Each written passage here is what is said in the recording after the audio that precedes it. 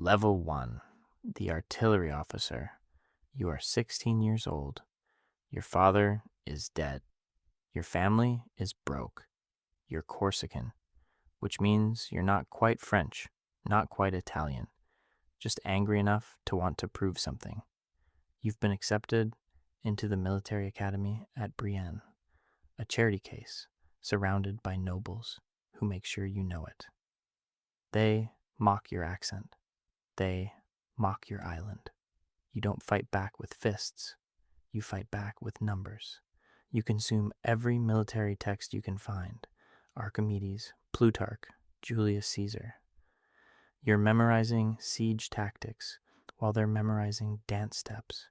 You graduate at 16 and receive your commission as a second lieutenant in the artillery.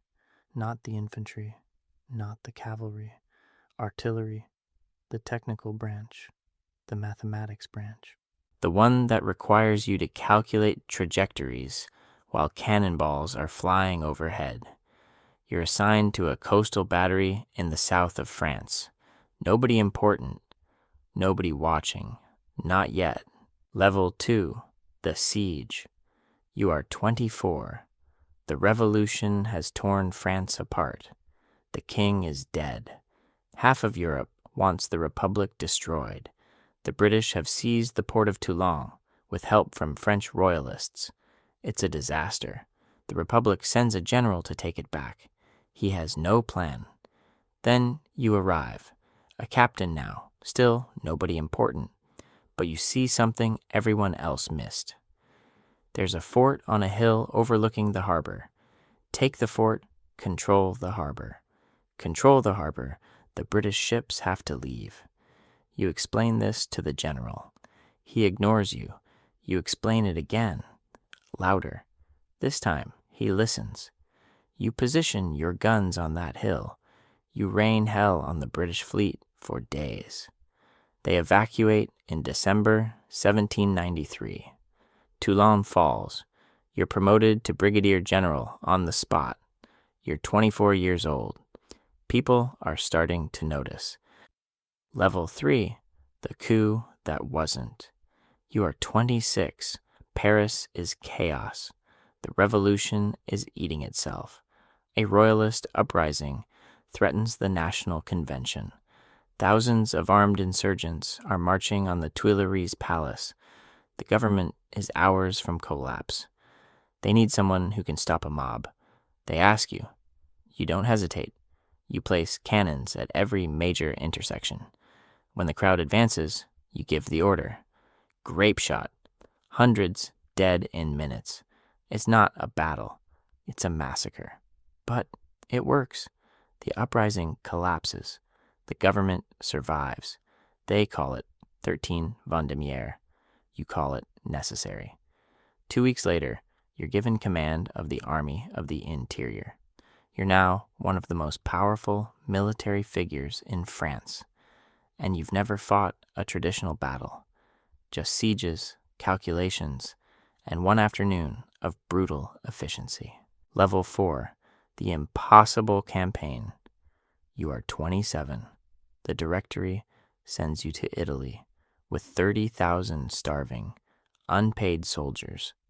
They expect you to fail. Austria controls northern Italy with a professional army. You're supposed to be a distraction while the real war happens elsewhere. You arrive and do something nobody anticipated. You win. Not slowly, not carefully. Fast, aggressive, unpredictable. You split the Austrian and Piedmontese armies before they can coordinate. You force Piedmont out of the war in 3 weeks. Then you turn on Austria, battle after battle. Montenotte, Lodi, Arcole, Rivoli. You're not following the textbook. You're rewriting it. Speed over strength, maneuver over position. Your soldiers adore you because you're winning and you're paying them with plunder from conquered cities. You're 27 years old. 2 years ago, you were a captain. Now you're dictating terms to the Austrian Empire. Level 5, the desert. You are 29. Egypt, the Directory wants you far from Paris. You're too popular, too dangerous. They send you to cut Britain's route to India. You take 35,000 men into a furnace. The campaign is a disaster, wrapped in propaganda. You win the Battle of the Pyramids. You occupy Cairo. Then your fleet is destroyed at Abu Qir Bay by Admiral Nelson. You're trapped. No way home. No reinforcements. The Ottoman Empire declares war. You march into Syria and lay siege to Acre. It holds. Disease ravages your army.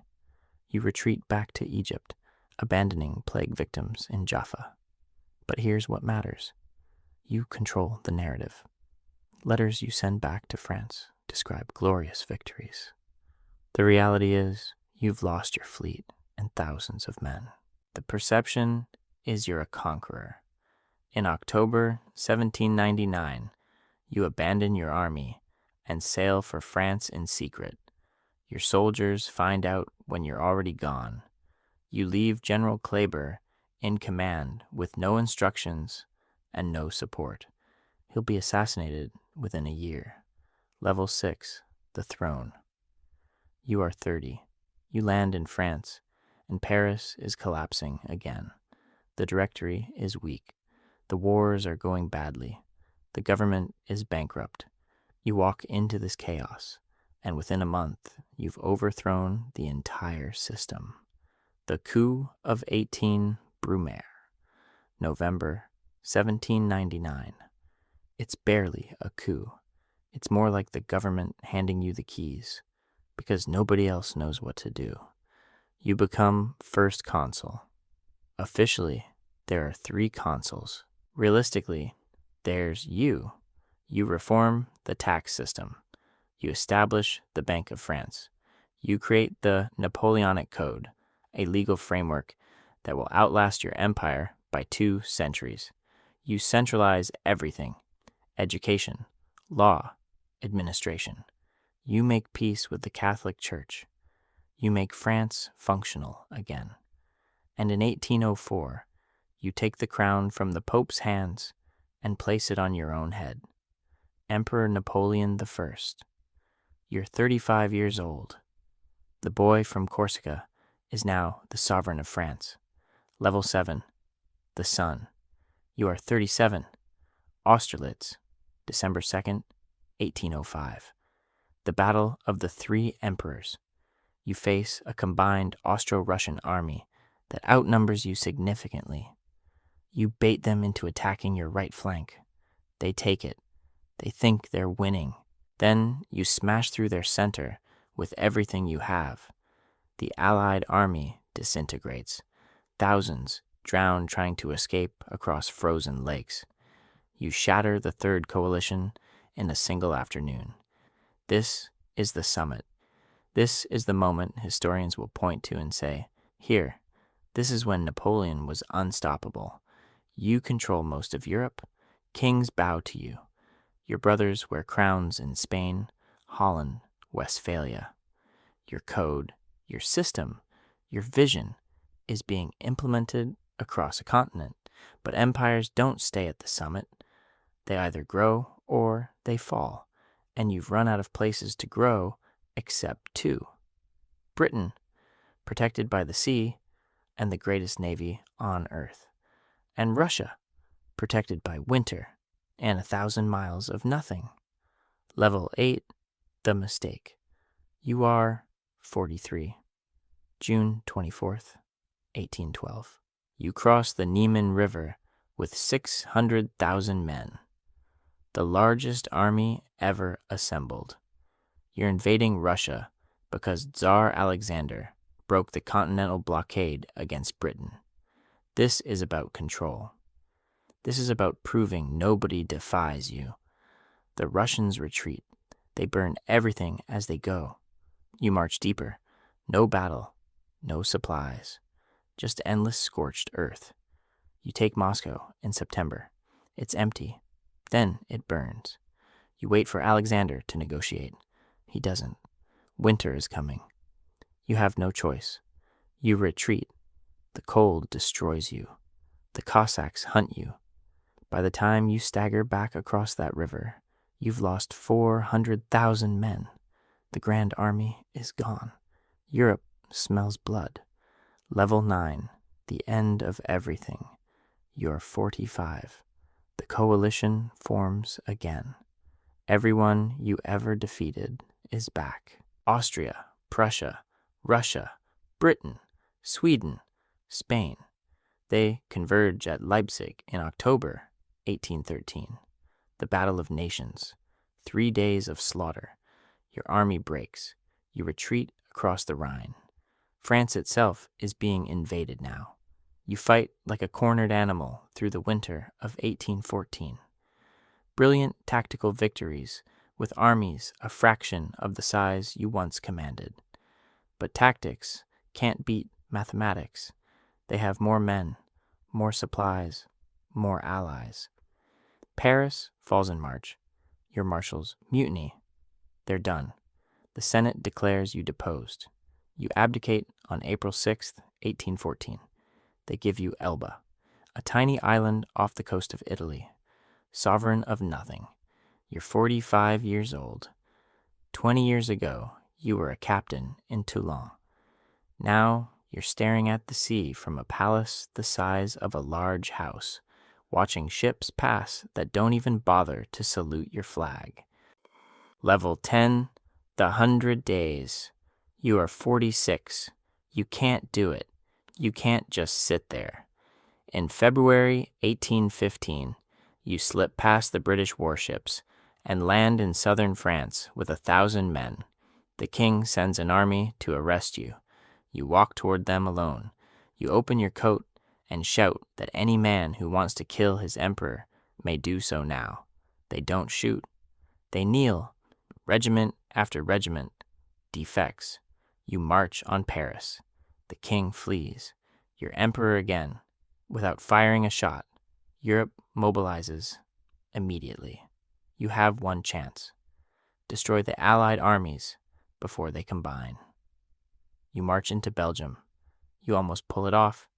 You split the Prussian and British armies at Quatre Bras. But at Waterloo on June 18th, everything falls apart. The Prussians arrive. Your guard breaks. The army dissolves into panic. You escape the field and abdicate again 4 days later. This time, there's no Elba. This time, it's Saint Helena, a rock in the South Atlantic. 6 years of slow death. Stomach cancer, probably. Arsenic poisoning, maybe. Boredom and bitterness, definitely. You die on May 5th, 1821. You're 51 years old. They bury you on the island under a willow tree. 19 years later, France brings you home. They put you in a tomb so massive, it takes 12 marble pillars to hold the ceiling above it. Millions will walk past that tomb. Most of them won't know about Toulon. They won't know you started as an artillery officer with an accent nobody respected. They'll know the empire. They'll know the wars. They'll know the name. And now, you're history.